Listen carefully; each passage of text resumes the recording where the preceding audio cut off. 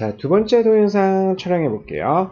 자, 드디어 이제 우리가 일반 균형 이론에 관해서 이제 공부하게 될 텐데, 예전에 얘기한 것처럼 부분 균형 이론과 가장 큰 차이점은 부분 균형 이론은 우리가 하나의 마켓만 이렇게 보는 거에 비해서 우리가 이제 General Equilibrium은 이제 모든 그 가격을 전부 다 보는 거예요. 그래서 부분 균형 이론에서 우리가 관심 있어 하는 재화 딱 하나 두고요. 그럼 그 재화를 소비하는 사람들 많고요. 그 다음에 생산하는 사람도 역시 많아요. 전부 다 가격은 시장에서 결정되고 그 가격을 그냥 테이크한다는 거죠. 그래서 그 주어진 가격에서 각각의 이제 소비자랑 생산자는요. 소비자 같은 경우는 디맨드를 결정하고 그 다음에 생산자 같은 경우는 서플라이를 결정하고요. 그래서 가격은 어떻게 결정되냐면은 마켓을 정확하게 클리어하게 해주는. 자, 그래서 요거를 우리가 이제 어떻게 쓸 수 있냐면은 디맨드랑 서플라이가 정확히 일치하는 그런 지점에서 한마디로 시장에서 수요랑 그 다음에 서플라이가 정확하게 이렇게 클리어 된다.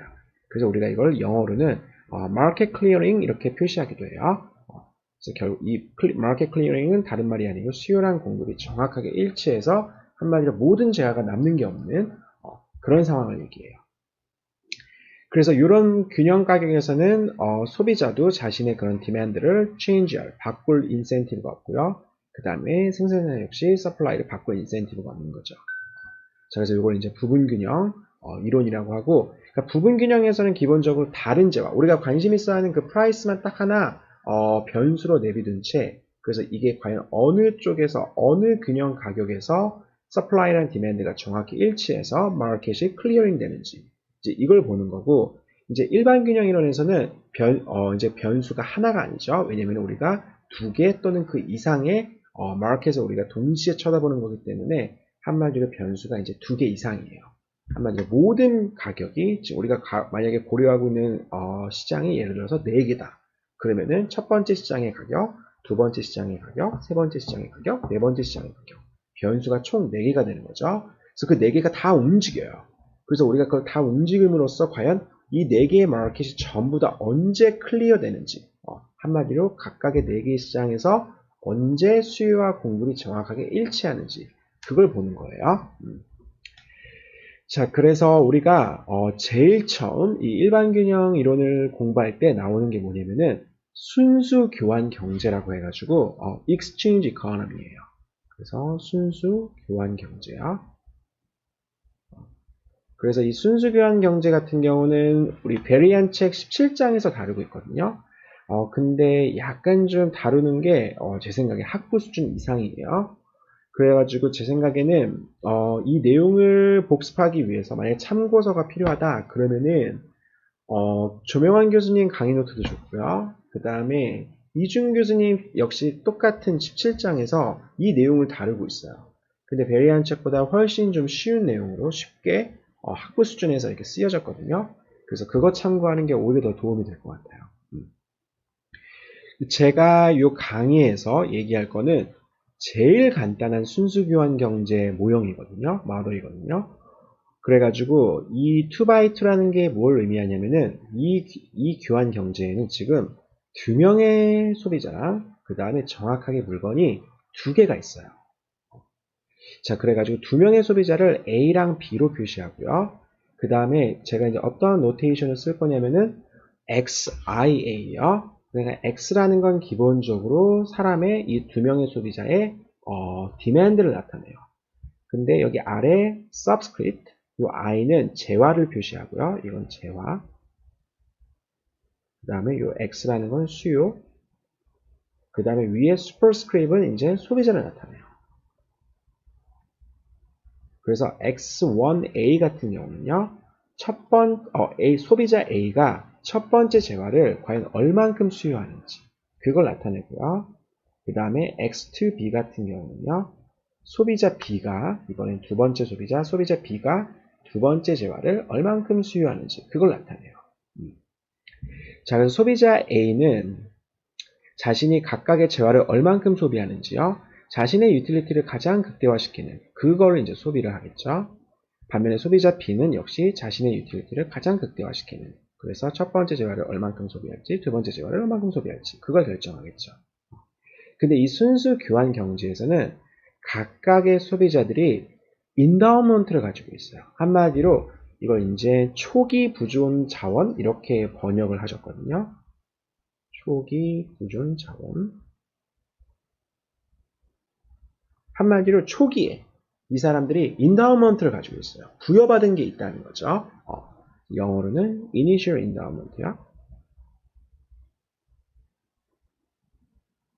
한마디로 초기에 이 사람들이 이렇게 부여받은 어떤 그 첫 번째 재화, 두 번째 재화가 있어요. 그리고서 그거를 어떻게 교환할 건지가 이 교환 경제에 어떻게 보면 우리가 다룰 그런 핵심적인 내용이에요.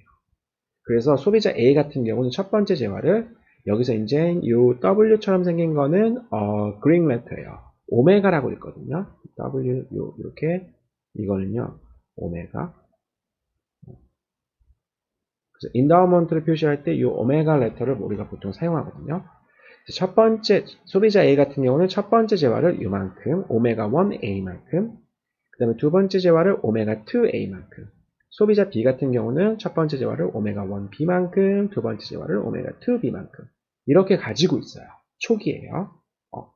그래서 초기에 각각의 재화에 대한 우리가 총 부존 자원을 한번 생각해 보면요. 토탈 인다우먼트를 생각해 보면요. 지금 소비자 A가 갖고 있는 거, 그 다음에 소비자 B가 갖고 있는 걸 더해주면 되는 거죠. 그래서 지금 첫 번째 재화 같은 경우는 소비자 A가 가지고 있는 거, 그 다음에 소비자 B가 갖고 있는 거. 두 번째 재화에 대한 그 토탈 인다우먼트 같은 거 생각해 보면은 W2, 오메가 2A, 그 다음에 오메가 2B. 이렇게 써줄 수가 있어요. 자, 그래서 여기서 이 순수 교환 경제에서 우리가 핵심적인 과정은 뭐냐면은 이 재화도 결국 누군가는, 한마디로 처음에 갖고 있는 이 인다우먼트도 누군가는 생산을 했을 거죠. 이걸 자신이 생산했는지 아니면은 자기가 기업으로부터 샀는지. 그거는 우리가 생략하고, 한마디로 이게 어떻게 우리가 프로듀스 됐는지. 이 과정을 우리가 abstract away, 한마디로 이 과정을 우리가 생략하고, 이 이니셜 인다우먼트가 과연 이 두 명의 소비자들한테 어떻게 분배될 건지, 그래서 어떻게 소비될 건지, 우리가 요거에 관련된 것만 이제 생각하는 거예요. 그러니까 원래는 시장에는 소비자가 있고 생산자가 있죠. 어떤 재화에 대한. 그래서 생산자가 그 물건을 공급하면은 소비자가 이제 그걸 이제 수요를 하는 거죠. 근데 이 공급자, 요 공급 측면을 우리가 생략하고 이미 공급을 받았다. 그래서 이니셜 인다우먼트를 가지고 있다. 이 두 개의 재화를 과연 어떻게 이 두 명의 소비자가 교환할 건지, 그걸 생각하는 게 이 순수 교환 경제예요. 자, 그래서 제가 여기서 사용할 그 약간의 그 심볼 레터가 있는데요. 제가 이렇게 볼드로 쓴 거는 전부 다 벡터예요. 그래서 XB 같은 경우는 소비자 B가 첫 번째 재화, 두 번째 재화를 얼만큼 소비할 건지.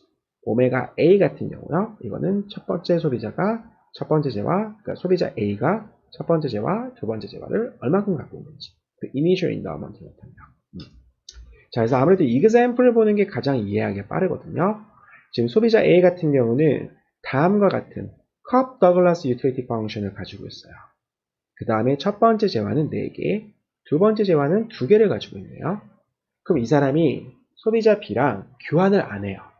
그냥 자기 인다우먼트 그냥 먹고 끝내요. 그럴 경우에 이제 얻을 수 있는 유틸리티가 얼만큼 되죠? 그럼 여기다가 4랑 2 대입해주면요. 여기다가 4 대입해주고 여기다가 2 대입해주면은 그건 8이라는 걸 알 수가 있죠. 한마디로 우리가 일반적인 첫 번째 재화에 대한 수요, 이거를 X축에 두고, 그 다음에 두 번째 재화에 대한 수요, 이걸 Y축에 두면은요. 그러면 이 사람의 인다우먼트를 우리가 표시할 수 있죠. 초기 부존 자원 지금 4개, 2개 가지고 있으니까요. 이 점을 통과하는 우리 무차별 곡선도 그려줄 수 있어요. 왜냐면 여기서는 지금 유틸리티 레벨이 8이니까요. 그렇죠? 그래서 이 이니셜 인다우먼트랑 정확하게 무차별한 그런 점들을, 그러한 엘로케이션 우리가 생각해 줄 수 있는 거죠. 자, 소비자 B 같은 경우는 이 컵 더글라스가 아니고 지금 첫 번째 재화랑 두 번째 재화를 1대2의 비율로 이렇게 지금 정확하게 그 대체 가능한 substitutable한 이러한 preference를 가지고 있네요. 근데 소비자 B 같은 경우는 첫 번째 재화를 지금 2개, 그 다음에 두 번째 재화를 3개 가지고 있어요. 교환 전에 초기 부존 자원이 2개, 3개예요. 그러면은 이 소비자 B 같은 경우도 소비자 A랑 교환 안 해. 자기가 그냥 보존자원 다 먹을래. 그렇게 하면은 지금 얻을 수 있는 유틸리티는 얼만큼 되냐면요. 여기다 2랑 3 대입하면은 7이라는 걸 알 수가 있죠. 그래서 우리가 똑같이 지금 두 번째 소비자 B의 두 번째 재화에 대한 수요 Y축에 두고 첫 번째 재화에 대한 수요 X축에 둔 다음에 우리가 인다우먼트 표시할 수 있죠. 이 사람의 그 초기 보존자는요. 이 사람 지금 2개, 3개 이렇게 나와 있거든요. 그래서 이 점을 통과하는 무차별 곡선 또 역시 그려줄 수가 있죠. 자, 여기서 지금 7이니까 지금 그 무차별 곡선, 자, 이 무차별 곡선의 방정식은요. x2b는 7-2x1b 이렇게 되겠네요. 이 파란색의 지금 이 커브의 지금 이퀘이션은 x2a는 a over x1a. 자, 이렇게 무차별 곡선 그려줄 수 있다는 거예요. 그래서 지금 총 인다운먼트는요. 각각의 재화에 대해서 지금 총 부존 자원은요. 소비자 A 같은 경우는 첫 번째 재화 4개, 소비자 B 같은 경우는 2개 갖고 있으니까요. 총 첫 번째 재화 같은 경우는 지금 총 6개 있다는 걸 알 수 있죠. 이 두 명. 지금 왜냐면 이 시장에 딱 이 소비자 A랑 B밖에 없으니까요. 총 부존 자원은 첫 번째 재화 같은 경우는 6개. 두 번째 재화 같은 경우는 지금 소비자 A는 2개, B는 3개 갖고 있으니까 총 5개라는 거 알 수가 있어요. 자, 그래서 우리가 이 문제를 과연 교환을 어떻게 할 건지 이거를 여기서 지금 이전에 이 그래프를 보면은요. 우리가 지금 이렇게 그래프가 2개가 필요하죠. 소비자 A를 위한 그래프 하나, 그 다음에 소비자 B를 위한 그래프 하나. 이렇게 2개가 필요하는데 우리가 이거를 하나로 이렇게 결합시켜 줄 수가 있어요. 이렇게 결합하는 그 방법이 이제 경제학자 에지워스가 이제 처음 개발한 거라서 우리가 그 사람의 이름을 따서 자, 요걸 우리가 이제 에지워스 박스라고 얘기하거든요. 그래서 에지워스 박스의 그 아이디어는 너무나 간단한 게 우리가 여기서 한 소비자, 예를 들어서 소비자 B의 지금 디멘전이 이렇게 나와 있죠. 이거를 우리가 돌려요. 어떻게 돌리냐면은 거꾸로 이렇게 돌린다는 거죠. 이런 식으로요. 지금 이거를 우리가 정확하게 지금 시계 반대 방향으로 이렇게 피벗을 한 다음에 지금 이 원점이 지금 여기 나와 있죠. 이 원점을 여기다 놓는 거예요. 그러면은 원점을 이렇게 놓으면은요. 여기 이 축은요. 이 축은 지금 x1 지금 소비자 B가 첫 번째 재화를 얼만큼 수요하는지 그게 나와 있고요. 그 다음에 여기서 이 수직선은요. 이 수직축은 지금 소비자 B가 두 번째 재화를 얼만큼 수요하는지. 자, 이게 되겠죠. 자, 우리가 이거를 어떻게 이렇게 회전을 하냐면요. 지금 여기서 이렇게 보면은 우리가 요 원점을 가지고요. 요 원점을 가지고 우리가 요 그래프를 읽으면은요. 지금 오메가 A가 여기 이렇게 나와 있죠. 오메가 A요. 그럼 이 오메가 A가 지금 이 축에서 읽으면은요. 그럼 요만큼이 얼만큼 되고요. 그 다음에 여기서 또 요만큼이 얼만큼 되잖아요. 요게 바로 오메가 B랑 정확히 일치하게끔 그렇게 그려주는 거예요. 자, 약간 이해하기가 어려울 수 있는데요. 예를 들어서 지금 첫 번째 소비자 A 같은 경우는 아까 4개 2개였나요? 4개 2개 2개 3개. 자, 그러면은 지금 4개 2개. 자, 여기가 지금 첫 번째 소비자 A가 갖고 있는 그 초기 보존 자원이죠. 그 다음에 소비자 B 같은 경우는 지금 2개, 3개. 여기가 오메가 B예요. 그럼 다시 한번 우리가 이 오른쪽 그래프를 이렇게 뒤집은 다음에요. 이렇게 시계 반대 방향으로 뒤집은 다음에 이렇게 올려놔요. 그럼 여기서 이제 2개, 3개가 되는 거죠. 여기 이제 오메가 B가 있는 거죠. 이거를 우리가 좀 더 아래쪽으로 좀 더 이렇게 이쪽 방향으로 이 축을 이동시켜요. 그래서 오메가 A랑 오메가 B가 정확하게 일치하게끔요. 그렇게 만들어 놓은 게 이 에지워스 박스예요. 자, 그래서 우리가 다시 그래프로 들어가면요. 이렇게 지금 소비자 A 같은 경우 보면요. 소비자 A 같은 경우는 지금 이 축 지금 지금 우리가 요 축과 요 축이 있는 거죠. 그래서 지금 4개, 2개, 그래서 요 점이요. 요 점이 지금 이쪽 방향에서 보면은요, 소비자 A의 초기 보존 자원을 나타내요. 근데 반면에 요 원점을 통해서 보면은요, 지금 소비자 B 같은 경우는 첫 번째 재화를 이만큼 수요하고요, 두 번째 재화를 이만큼 수요하거든요. 그래서 이쪽에서 보면은 지금 첫 번째 재화를 2개 갖고 있고요, 그 다음에 두 번째 재화를 3개 갖고 있는 거죠. 그래서 똑같은 점이 이쪽 측면에서 보면은요, 이쪽에서 보면은 자, 이제 이 똑같은 점이 소비자 B가 초기 보존 자원을 얼만큼 갖고 있는지 그걸 나타내게 돼요. 자, 그래서 이 박스 모양으로 생긴 거요. 요걸 이제 우리가 Edgeworth 박스라고 이제 얘기를 하거든요. 자, 그래서 이 박스 같은 경우 보면은 이 박스라는 건 기본적으로 사각형이니까 요 length 한마디로 박스의 넓이인가요? 넓이랑 그 다음에 높이가 있죠. height가 있죠.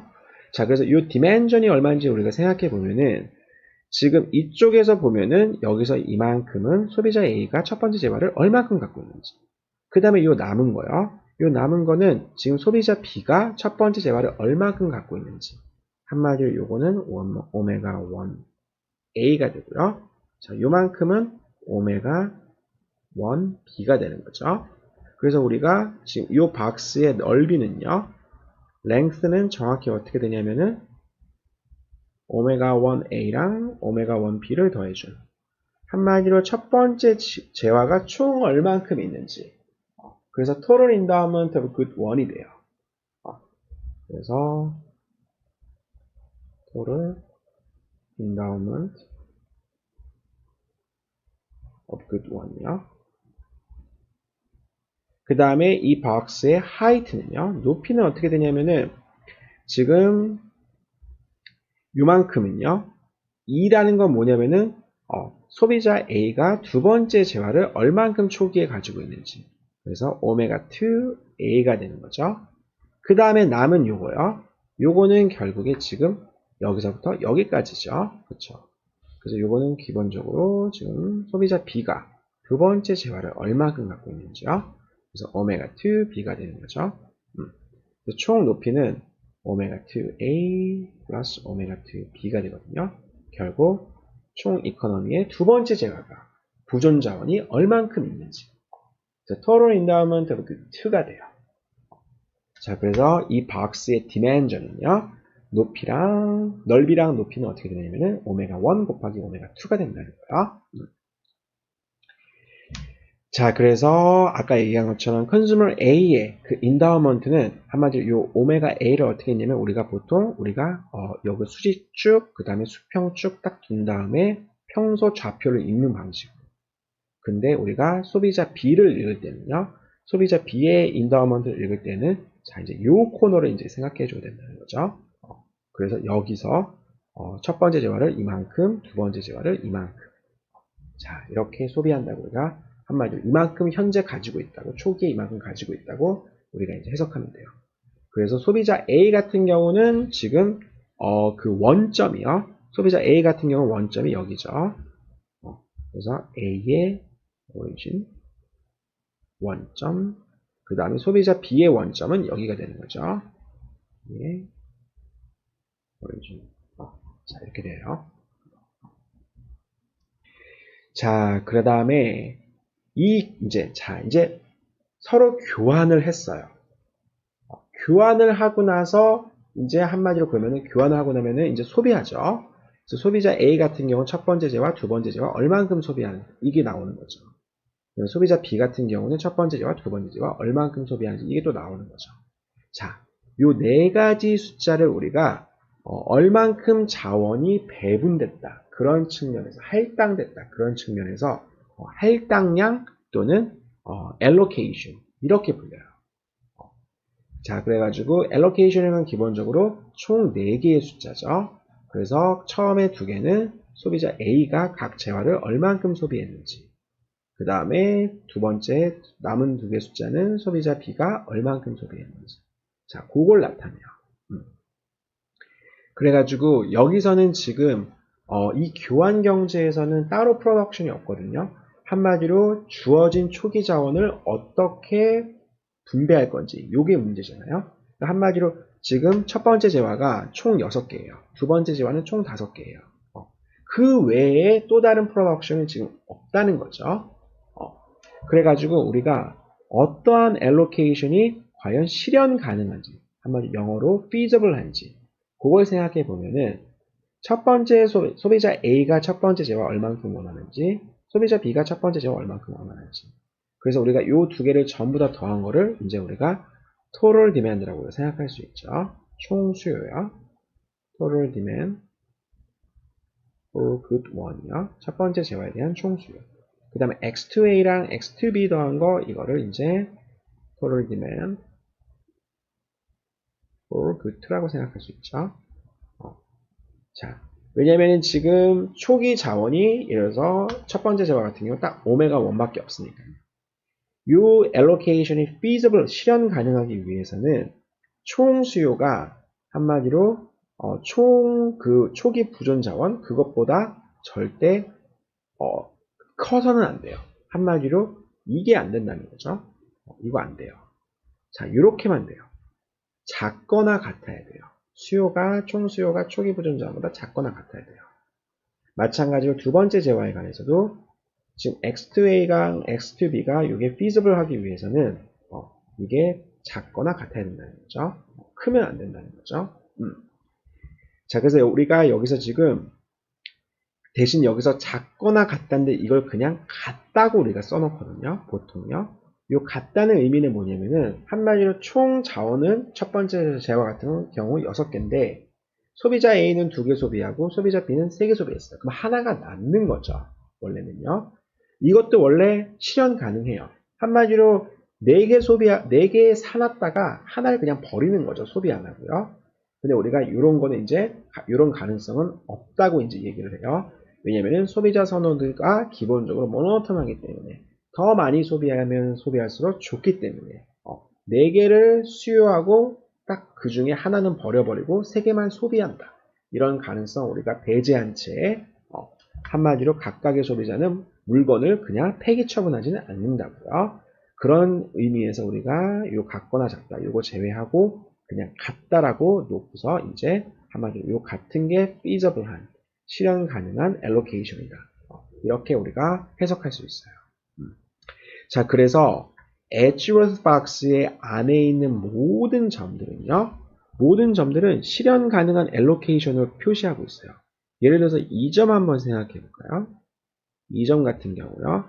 지금 이쪽에서 읽으면은 이 점의 좌표는 지금 4,4예요. 지금 X축 좌표 4죠. 그 다음에 Y축 좌표도 4죠. 한마디로 여기서 이쪽 OA에서 읽으면요. 한번 소비자 A에 관한 원점에 관해서 읽으면은 소비자 A는 지금 4개 소비한 거예요. 그 다음에 이쪽에서 읽으면요. 소비자 B의 원점에서 읽으면은 지금 좌표가 어떻게 되냐면은 2,1이죠. 여기가 2, 여기가 1이니까요. 한마디로 소비자 B는 첫 번째 재화를 2개, 두 번째 재화를 하나 소비한 거예요. 그래서 총 얼만큼 소비했냐면 첫 번째 재화 같은 경우는 6, 그 다음에 두 번째 재화 같은 경우는 5. 그래서 첫 번째 재화에 대한 Initial Endowment 6개, 두 번째 재화에 대한 Initial Endowment 5개. 정확히 일치하거든요. 이 한 점이 한마디로 실현 가능한 이 초기 자원이 어떻게 분배되는지 소비자 A랑 B를 통해서요. 이 두 소비자한테 어떻게 분배되는지 그거를 표시하고 있다는 거죠. 실현 가능하게끔. 그래서 여기서 점 X 같은 경우는 지금 소비자 A 같은 경우는 2개씩, 소비자 B 같은 경우는 첫 번째 재화 4개, 두 번째 재화 3개. 이렇게 소비하고 있는 지금 allocation을 나타내는 거죠. 그래서 여기서 X 같은 경우는 숫자 4개를 어떻게 표시할 수 있냐면은 소비자 A 같은 경우는 2,2, 소비자 B 같은 경우는 4,4. 이렇게 표시할 수 있다는 거죠. 이게 지금 실현 가능하죠. 왜냐면 6개, 첫 번째 재화 총 6개, 두 번째 재화 총 5개 있으니까. 그래서 박스 안에 있는 모든 점들은요. 실현 가능한 점들을 나타낸다고요. 반면에 박스 밖에 있는 거요. 예를 들어서 이런 점이요. 이런 점은 지금 실현 불가능이죠. 왜냐, 지금 이런 점 같은 경우 OA에서 읽으면요. 좌표가 어떻게 되냐면은 1,6이거든요. 첫 번째 제와 하나 소비할 수 있어요. 왜냐, 총 6개 있으니까. 두 번째 제와 6개, 이거 소비 못하죠. 두 번째 제와 지금 총 5개밖에 없거든요. 그러니까 이런 점, 밖에 있는 점들은 한마디로 실현 불가능한 점들이 되는 거예요. 자, 우리가 그래가지고 어떤 두 가지 allocation, x랑 y를 딱 해보면요. 그래서 지금 x 같은 경우는 이 박스 안에 이렇게 있네요. 그 다음에 y점 같은 경우는 y allocation은 여기 있네요. 이거 두 개 중에 뭐가 더 바람직한지, 경제학적으로 뭐가 더 바람직한지, 그걸 우리가, 그 랭킹을 정할 수가 있어요. 자, 이 랭킹을 우리가, 파레토 도미넌스라고 얘기하거든요. 한마디로 뭐가 더 파레토로 좀 더, 도미넌트한지, 한마디로 우월한지요. 파레토 우월성, 이렇게 해석할 수 있겠네요. 파레토 우월성. 정확히 어떻게 번역되는지 제가 한번 찾아봐야겠지만 어쨌든 우리나라 말로 굳이 번역하자면 파레토 우월성 이렇게 번역할 수 있을 것 같아요. 자, 그래서 우리가 두 가지 재화를 놓고 이거에 대한 파레토 랭킹을 우리가 생각해 볼 수가 있어요. 뭐가 더 우월한지요. 그래서 되게 인투이티브 하거든요.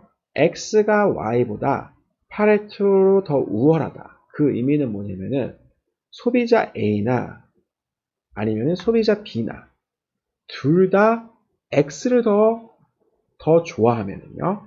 그리고 요 지금 inequality 중에 둘 중 하나는 strict inequality예요. 한마디로 소비자 A나 B 둘 중에 한 명은 Y보다 X를 확실히 더 좋아해요.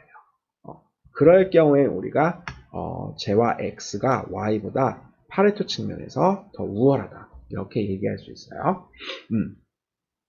자, 그래서 우리가 파레토 도미넌스한지 우리 두 가지 재화를 딱 둔 다음에 뭐가 더 파레토 도미넌트한지 그걸 쉽게 결정해 줄 수 있거든요. 인디퍼런스 커브를 무차별 곡선을 우리가 그림으로써 이걸 쉽게 구분해 줄 수 있어요. 예를 들어서 우리가 x랑 y를 한번 구분해 볼까요? x랑 y요. x랑 y 둘 중에 뭐가 더 좋은 건지요? 이 파레토 측면에서요. 지금 x 같은 경우는요. x랑 y를 비교해 보면은요. 소비자 A 측면에서요. 하면 A 같은 경우는 지금 이 파란색 인디퍼런스 커브를 지금 가지고 있어요. 무차별 곡선을 가지고 있어요. 지금 Y랑 X를 비교해 보면요. X를 통과하는 인디퍼런스 커브는 지금 여기죠. 한마디로 더 위에 있네요. 그렇죠? 그러니까 소비자 A 같은 경우는 X랑 Y 비교해 봤을 때 X를 더 좋아한다는 거 알 수 있죠. 좀 더 정확히 얘기하면 확실히 좋아하네요. 그렇죠? 그렇죠. 근데 지금 소비자 B 같은 경우는요. 소비자 B 같은 경우는 지금 Y를 통과하는 무차별 곡선은 지금 요 분홍색 점이죠. 근데 X를 통과하는 그 무차별 곡선은 그 위에 있는 거죠. 왜냐? 지금 이쪽 방향에서 읽는 거거든요. 그러니까 이쪽이 한마디로 소비자 B 같은 경우는 효용이 증가하는 방향이죠. 그래가지고 소비자 B 같은 경우도 X랑 Y죠, Y요. X랑 Y를 구분해 보면은 소비자 B 같은 경우도 X를 확실히 더 좋아하는 걸 알 수 있어요. 그래서 X랑 Y를 우리가 이거 두 가지를 우리가 랭킹을 정할 때 X가 Y보다 더 우월하다. 한마디로 X가 Y를 파레토 도미네이트 한다. 우리가 이렇게 얘기할 수 있는 거죠. 근데 반면에 Z 같은 경우요. 우리가 X랑 Z를 구분해 보면은요. 이 둘 중에 랭킹을 구분해 보면은 소비자 B 같은 경우는 Z를 더 좋아하죠. 하지만 소비자 A 같은 경우는 X를 더 좋아해요. 그러니까 이 선호 방향이 이렇게 한 방향이 아니죠. 그래서 이거 같은 경우는 우리가 X가 Z를 도미네이트 하냐? 그렇지 않다고 우리가 얘기할 수 있어요. 자, 그럼 Z는 X를 도미네이트 할까요? Z, X 도미네이트 못하죠. 왜냐면은 Z 같은 경우 보면은 소비자 A 같은 경우 X를 더 좋아하니까요. Y를 도미네이트 할 수 있을까요? 우리가 이제 Z랑 Y를 이제 우리가 랭킹을 우리가 생각해 보면은요. 소비자 A 같은 경우 Y를 더 좋아하죠. 하지만 소비자 B 같은 경우는요. Z를 더 좋아해요. 그렇죠? 그러니까 Z 같은 경우는 Y를 dominate 못하는 거죠. 자, Y 같은 경우 W랑요. 어떻게 되죠? 여기서 왜냐면은 이것도 dominance 관계가 성립이 안 돼요. 왜냐? 두 소비자 모두 지금 W랑 allocation W랑 allocation Y는 두 개의 무차별 곡선 다 위에 있거든요. 그 말은 소비자 A한테나 그리고 소비자 B한테나 이 두 가지 allocation은 서로 무차별하다는 걸 알 수가 있죠. 근데 파레토 dominance를 위해서는 둘 중에 한 명은 하나의 allocation을 확실히 더 좋아해야 돼요. 그래가지고 지금 Y랑 W 같은 경우 우리가 정확하게 랭킹을 매길 수가 없다는 거예요.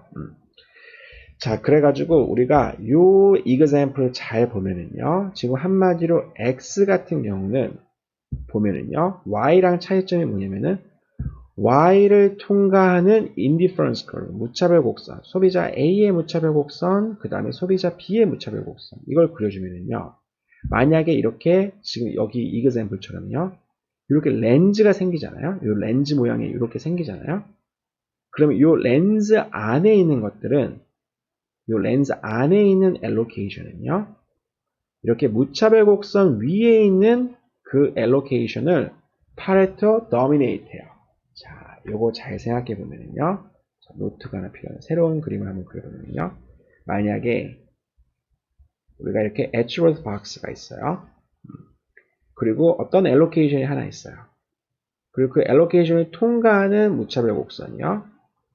이렇게 있고, 만약에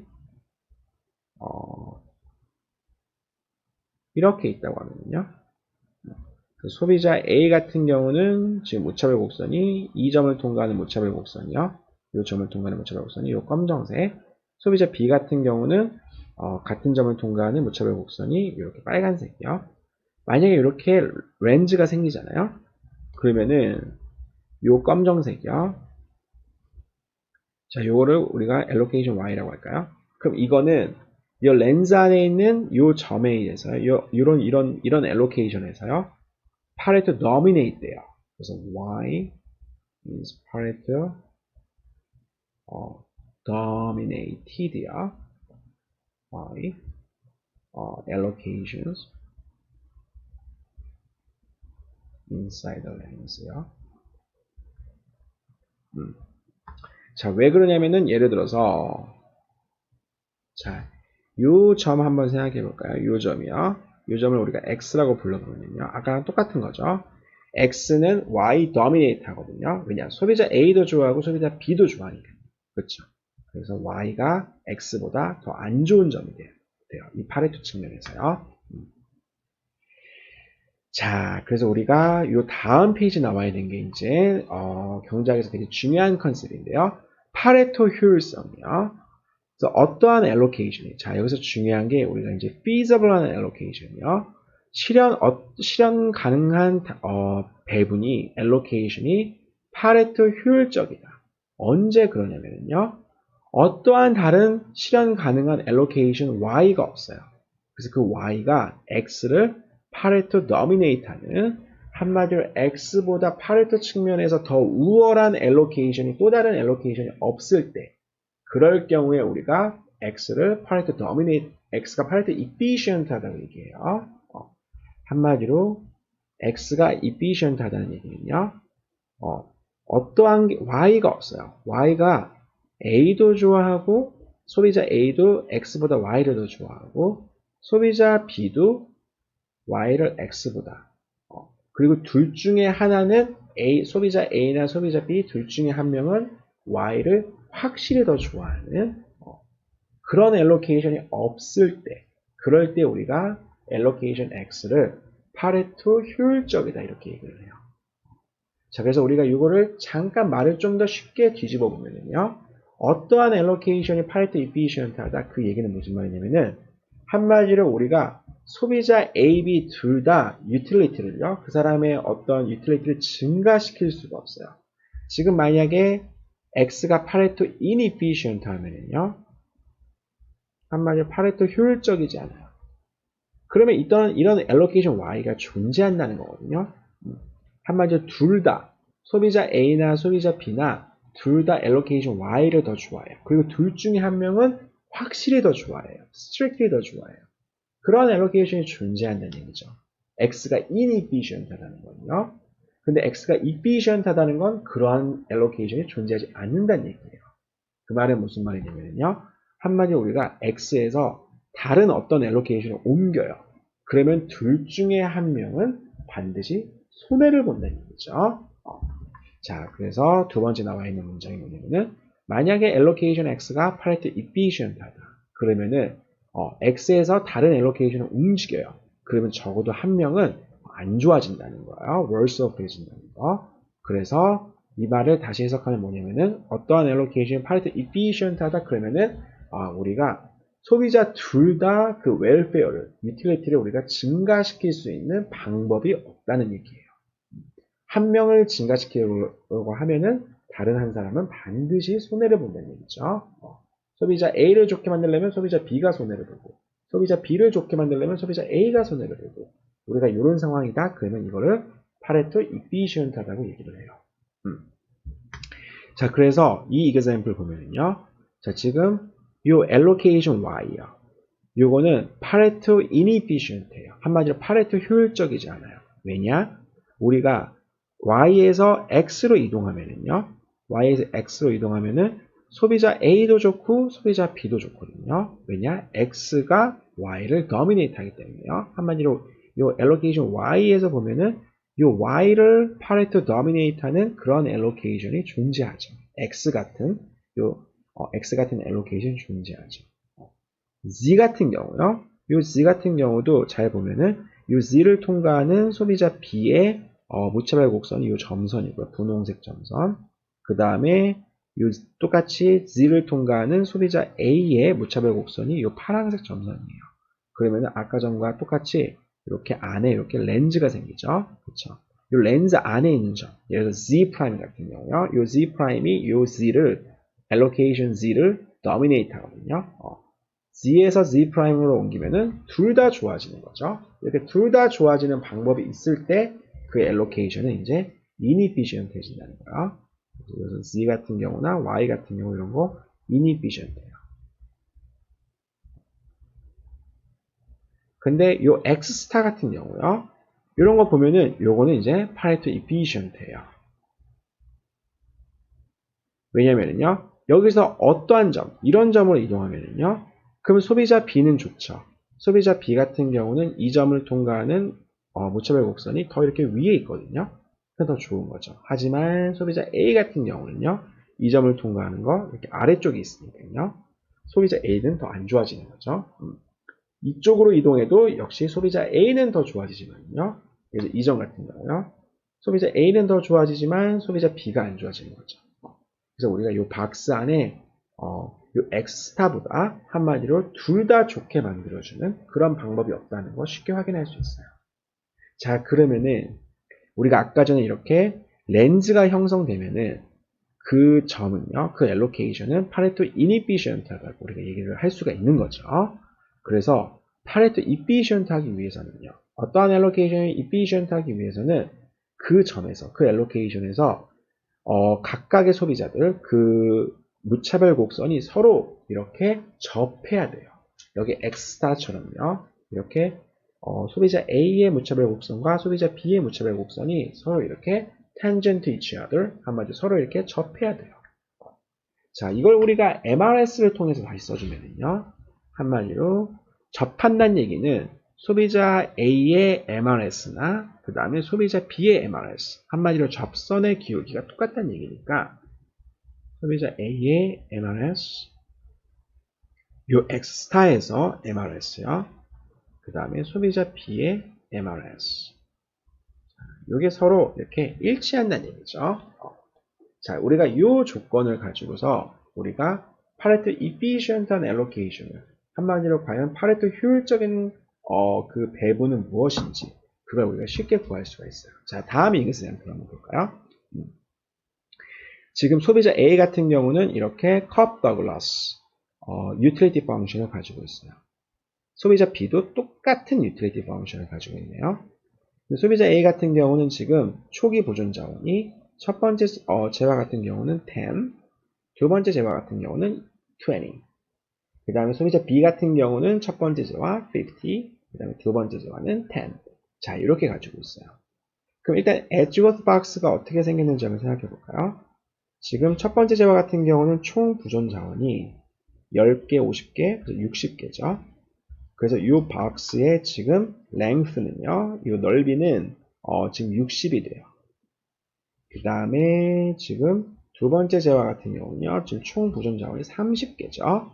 그래서 이 박스의 전체 그 하이트는 30이 돼요. 그래서 지금 length는 60, 이게 지금 오메가 1이 되는 거죠. 첫 번째 재화의 총 부존 자원. 그 다음에 하이트는 30이요. 오메가 2가 되는 거죠. 자, 그래서 지금 박스를 이렇게 그려준 다음에 우리가 initial endowment도 표시할 수 있죠. 초기 부존 자원이 자, 요 점이 여기 있네요. 여기 오메가요. 그래서 A에서 읽어주면은 10, 20니까요. 자, 요 점의 좌표가 되는 거죠. 그 다음에 B에서 읽어주면은요. B의 원점에 관해서 읽어주면은 자, 요 점의 좌표는 지금 50, 10. 한마디로 소비자 B의 initial endowment랑 초기 부존 자원과 똑같이 되는 거죠. 자, 그럼 우리가 여기서 파레토 efficient한 allocation을 한번 생각해 주면은요. 그러면은 efficient 하기 위해서는 소비자 A의 MRS랑 소비자 B의 MRS가 서로 일치해야 되죠. 소비자 A의 MRS는요. MRS는 mu1 over mu2니까요. x1a에 관해서 미분해주면은 자 어떻게 되죠? MRS A는요. 지금 1 over x1a mu2는요.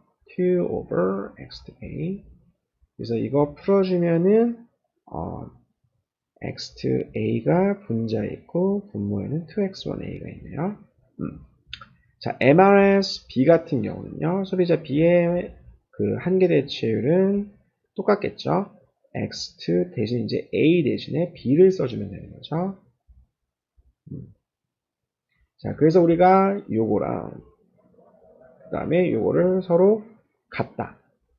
왜냐, efficient한 allocation에서는요, 두 명의 MRS가 서로 일치해야 되니까요. 그래야지 아까 전처럼 렌즈가 발생하지 않으니까요. 접해야지만 되니까 우리가 이거 같다고 놓고 풀어주면은 이렇게 나와요. 지금 x2b, 2x1b 이거랑 x2a, 2x1a 그럼 이 서로 일단 지워줄 수 있죠. 그래서 이렇게 크로스 프로덕트 해주면요. 지금 x2a, x1b는 x1a, x2b 이렇게 나오겠죠. 자, 근데 우리가 아까 이거 돌아가면요. efficient한 allocation은 자, 제가 이거 아까 중요하다고 했죠. 이거 실현 가능해야 돼요. 일단 우리가 efficient하다는 건 제일 좋은 allocation이거든요. 가장 효율적인 거야. 일단 효율적인 allocation 찾으려면은 그 allocation이 실현 가능해야죠. 효율적인 걸 찾았는데 비실현 가능해요. 실현할 수 없어요. 그럼 아무런 소용이 없는 거죠. 자, 그래서 feasible 해야 돼요. feasible 하다는 건 무슨 말이냐면은 첫 번째 재화에 대해서 소비자 A가 원하는 거, 그 다음에 소비자 B가 원하는 거, 이거 다 더한 게 60이 돼야 된다는 거죠. 두 번째 재화 같은 경우요. 지금 소비자 A, B 원하는 게 총 부존 자원 30개. 이거랑 일치해야 돼요. 자, 그래서 우리가 이거를 풀어주면은요. 자, 좀 공간이 부족하니까 좀 지우고 우리가 이걸 풀어주면은 자, 어떻게 되죠? 자, 지금 여기서 우리가 이 x1b를 60 x1a로 쓸 수 있네요. 자, 여기서 그리고 x2b는요. x2b는 30 x2a로 쓸 수 있네요. 자, 그래서 우리가 이렇게 얻은 식을 자, 여기다 대입을 해요. 여기다가요. 그럼 x2a는 x1b 대신 60 x1a. 그 다음에 우변에는 x1a는 x2b 대신에 30 x2a. 자, 이렇게 쓸 수 있죠. 좌변 정리해주면은 이렇게 되고요. 우변 정리해주면은 자, 이렇게 되죠. 그래서 x1a, x2a 좌변, 우변 동시에 갖고 있으니까요. 이거 두 개 서로 지워진다. 자, 그 다음에 우리가 이걸 그려주기 위해서는요. 그려주기 위해서는 x2a로 우리가 풀어주면은 x2a는 2분의 1, x1a가 되는 거죠. 한마디로 요거는요. 요 직선의 방정식은 요 OA를 출발하는 요 점을 출발해서 기울기가 2분의 1인 자, 요 연두색 요 직선이 되는 거죠. 한마디로 여기에 있는 모든 점들에서는요. 이 연두색에 있는 모든 점들에서는 소비자 A의 무차별 곡선과 그 다음에 B의 무차별 곡선이 서로 정확하게 접해요. 그게 우리가 바로 요 MRS가 서로 같다고 논 다음에 풀어준 거죠. 그래서 요 연두색 점들을 우리가 뭐라고 해석할 수 있냐면은 모든 파레토 이피션트, 파레토 효율적인 엘로케이션을 전부 다 모아놓은 그런 셋이라고 생각할 수가 있어요. 우리가 이거를 계약 곡선이라고 불러요. 영어로는 contract curve요. contract curve, 계약 곡선이 의미하는 건 뭐냐면은 모든 파레토 efficient allocation을 전부 다 모아놓은 집합이요. 그게 바로 계약 곡선이에요. 자, 그래서 계약 곡선이 여기서 같은 경우는 원점, 양 원점을 한마디로 소비자 A의 원점과 소비자 B의 원점을 연결하는 어떤 직선이 되죠. 자, 그러면은 우리가 한번 모든 상황에서 이렇게 계약 곡선은 두 가지 원점을 연결하는 직선이 될까? 이렇게 퀘스천을 던질 수 있죠. 근데 이거는 대답이 뭐냐? no예요. 이런 퀘스천은 이렇게 퀘스천을 던질 수 있죠. 이거 정답이 no예요. 자, 왜 no냐면요. 왜 아니면은 우리가 아까 전에 example에서요. 이 전에 example에서 이 소비자 B의 utility function을 다음과 같이 바꿔줘요. 만약에요. 소비자 B가 컵 더글라스가 아니고 이렇게 자, 이렇게 서로 간에 1대1로 대체 가능한 한마디로 소비자 B한테 두 재화는 완전 대체제일 경우에요. 자, 그럴 경우에 어떻게 되죠? 지금 아까 전에 첫 번째 소비자의 MRS는 여전히 우리가 MRS 서로 같다고 놓을 수 있죠. 첫 번째 소비자 A의 MRS는 아까 뭐였죠? 여기 있죠. 여기요. x2a에 2x1a로 나눠준 거예요. 자, 그래서 x2a over 2x1a요. 근데 소비자 B의 그 한계 대체율은요. 지금 mu1도 1이고 mu2도 1이거든요. 그래서 1이 되는 거죠. 자, 요거 풀어주면은요. x2a는 2x1a가 바로 나와버리네요. 근데 우리가 여기서 이제 실현 가능한 거 생각해 주면은요. x1a는 15보다 작아야 돼요. 왜냐? 지금요. x1a가 15 이상이 되면은요. 그럼 예를 들어서 16이다. 그럴 경우에 요 곡선 같은 경우 생각해보면 요거 생각해보면요. x1a에다가 16 집어넣으면은 x2a는 32가 나오거든요. 한마디로 efficiency를 위해서, 효율성을 위해서는 소비자 A는 두 번째 재화를 32개 소비해야 돼요. 하지만 지금 두 번째 재화 같은 경우는 지금 초기 보존 자원이 딱 30개거든요. 그러니까 한마디로 실현 불가능한 거죠. 그래가지고 지금 x2a가 요게 지금 30 이하여야 되거든요. 그러니까 x1a는 15 이하여야 돼요. 자, 그럼 우리가 요걸 먼저 그래프로 그려주면요. 지금 x2a는 2 곱하기 x1a니까 이렇게 기울기가 2인 자, 여기 OA부터 출발해가지고 기울기가 2를 가진 이렇게 직선이 되는 거죠. 여기 직선이요. 자, 근데 여기서 이렇게 뚫고 나갈 것 같죠. 뚫고 나갈 수는 없어요. 예를 들어서 이런 점 같은 경우요. 이런 점 같은 경우 MRS가 여기서 한마디로 무차별 곡선이 서로 접하긴 하지만 이 상자 밖에 있는 점이기 때문에 feasible 하지가 않아요. 한마디로 실현 가능하지가 않아요. 아까 efficient allocation은 일단 기본적으로 실현 가능해야 되거든요. 한마디로 우리가 이렇게 밖으로 뻗어나가는 직선은 우리가 배제해 줘야 돼요. 자, 그럼 여기서 과연 끝나냐? 그걸 한번 생각해 보면요. 그렇지가 않아요. 이런 점들 전부 다 efficient해요. 자, 왜 그런지 우리가 한번 생각해 보면요. 우리가 예를 들어서 여기 있는 요 점 한번 생각해 볼까요? 요 점에서는요. 지금 소비자 A의 무차별 곡선과 소비자 B의 무차별 곡선, 지금 B의 무차별 곡선 같은 경우는 이제 직선이죠. 왜냐면 두 개 다 완전 대체 가능하니까요. 그래가지고 이렇게 렌즈가 생겨요. 지금 여기 보면은 서로 이렇게 통과하기 때문에 한마디로 접하지 않기 때문에 이렇게 렌즈가 생기죠. 한마디로 여기에 있는 점들, 요 점이 요 점으로 이동하면은 더 좋아요. 서로 양자간 더 좋다는 거죠.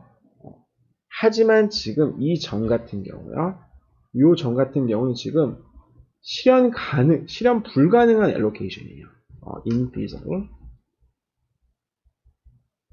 allocation이라는 거죠.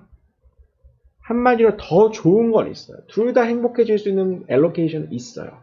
하지만 그게 실현 불가능하다는 거죠. 아까 efficient 하기 위해서는요. 일단 그 자신이 feasible 해야 되고요.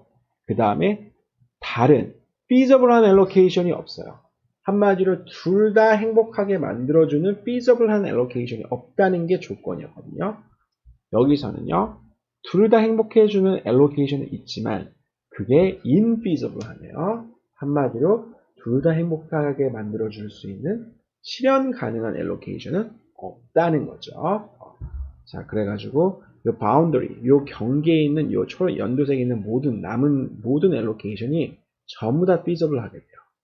그 이유는 뭐냐면은 한마디로 어떠한 allocation이 있다는 거죠. 한마디로 there is no feasible한 allocation이 없다는 거죠.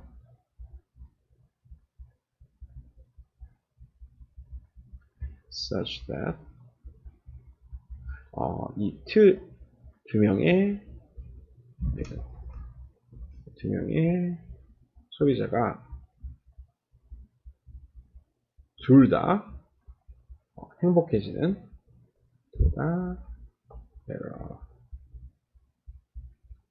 이렇게 해지는 이러한 allocation은 이제 없다는 거죠. 그래서 아까 요 경계에 있는 점이 경계에 있는 모든 allocation이 efficient 해져요. 자, 그래서 여기서 이 example에서 contract curve는 어떻게 되냐면은 여기 15, x1a가 15 이하인, 자, 여기서는요, 아까 처음에 구한 x2a가 2x1a, 요거 선 따라 이렇게 이동하고, 그 다음에 요 남은 바운더리, 자, 요게 이제, efficient, 한마디로 parity efficient한 allocation에서 집합, 한마디로 계약 곡선이 돼요. 자, 그래서 제가 이제 한 50분 채운 것 같거든요. 그 뒤에 이제, 그 균형이 한마디로 이제 우리가 지금까지 한 건 뭐였냐면은 순수 교환 경제의 그 모형에 관해서 일단 설명을 했고, 한마디로 상황이 어떤 상황이냐? 소비자가 2명이고 물건 2개고, 한마디로 생산 이미 된 물건 2개. 각각의 소비자들이 그 부존 자원을 가지고 있어요. 그래서 이 두 가지를 어떻게 교환할 건지. 자, 이제 거기에 관해 문제가 일단 뭔지 일단 생각을 한 거죠. 그러면은 거기 중에 우리가 과연 경제학적으로 좋은 allocation은 일단 뭔지, 둘 다 행복해지기 위해서는 어떤 식으로 얘네들이 분배를 해야 되는지. 자, 이게 이제 parity efficient한 allocation이죠.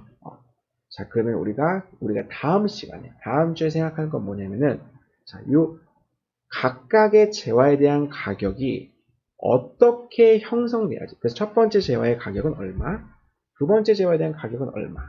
어떻게 이렇게 가격이 형성돼야 우리가 가장 바람직한, 한마디로 Pareto Efficient Allocation에 도달할 수 있는지, 우리가 이제 그 문제랑 과연 그 다음에 가격이 어떻게 형성돼야지 각각의 재화에 대한 수요와 공급이 일치하는지, 그래서 두 시장에 관해서 마켓이 서로 클리어 되는지 우리가 여기에 관해서 알아볼 거거든요.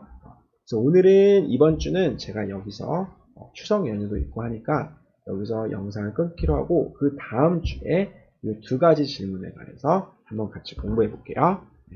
수고했고, 그 다음에 추석 연휴 다들 잘 보내고 그 다음 주에 만나기로 해요.